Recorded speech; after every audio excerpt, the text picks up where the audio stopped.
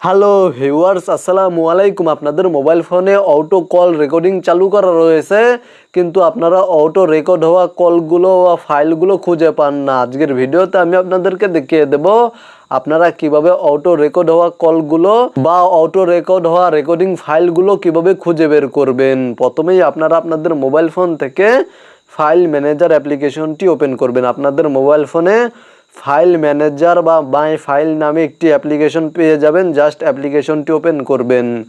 তারপর এখানে দেখতে পাচ্ছেন ইন্টারনাল স্টোরেজ নামে একটি অপশন রয়েছে, এই অপশনে ক্লিক করে দিবেন।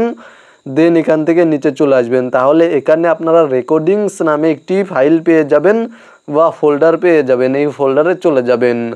তারপরে এখানে দেখতে পাচ্ছেন কল নামে একটি ফোল্ডার শো করছে, এই ফোল্ডারে ক্লিক করে দিলে আপনারা রেকর্ড হওয়া কলগুলো পেয়ে যাবেন, অটো রেকর্ড হওয়া কলগুলো পেয়ে যাবেন। বা আপনারা যেই কলগুলো ম্যানুয়ালি রেকর্ড করবেন সেই রেকর্ড ফাইলগুলিও এখানে শো করবে।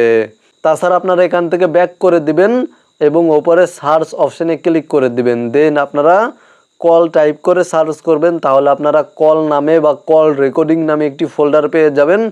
জাস্ট এই ফোল্ডারে ক্লিক করে দিলে আপনারা কল রেকর্ডিং ফাইলগুলো পেয়ে যাবেন। অথবা আপনারা আপনাদের মোবাইল ফোন থেকে ফাইল ম্যানেজার অ্যাপ্লিকেশনটি ওপেন করার পরে এখানে দেখতে পাচ্ছেন অডিও, আপনাদের মোবাইল ফোনে মিউজিক নামে এই অপশানটি থাকতে পারে।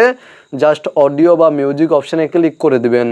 তাহলে আপনাদের মোবাইল ফোনে যতগুলো অডিও রয়েছে সবগুলো অডিও বা মিউজিক এখানে শো করবে এবং এখানে আপনারা অটো কল রেকর্ডিং ফাইলগুলো পেয়ে যাবেন বা কল রেকর্ডিং ফাইলগুলো পেয়ে যাবেন।